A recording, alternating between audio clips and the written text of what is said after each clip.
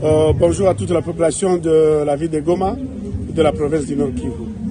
Nous voulons intervenir par rapport à l'opération qui s'est dénommée Springbok pour sauver Sake et Goma de l'agression du M23 RDF.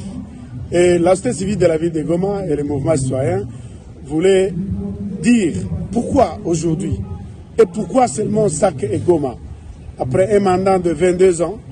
Et quand on prenait toutes les entités à partir de Bunagana et quand les ADF prennent aussi les entités tuent, persécutent au niveau de Beni, pourquoi seulement aujourd'hui?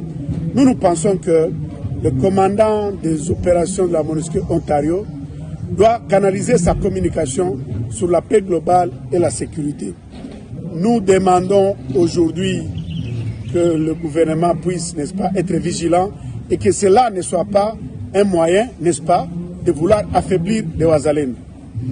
En fait, nous, on peut demander aussi à la population d'être très, très vigilante. Nous devons contrôler les mouvements, entrée et sortie de cette MONUSCO. Aujourd'hui, nous avons la jurisprudence. Ce qui s'était passé au Rwanda, c'est l'ami noir qui avait favorisé l'entrée du gouvernement de M. Paul Kagame dans les Kigali. Or, ils avaient dit à la population et au gouvernement d'Abiyarimana qui vont sécuriser Kigali. Et c'est par après qu'eux-mêmes vont faciliter à l'entrée de M. Kagame dans les Kigali. Moi, je pense que nous devons être vigilants. Si on ne se met pas debout, cette MONUSCO risque de faire tomber Goma. Et comme vous le savez, la population du Nord Kivu exige que la MONUSCO puisse se retirer. La MONUSCO peut faire tomber Goma en fait de se prévaloir, en fait qu'il a encore une valeur ajoutée vis-à-vis de la population.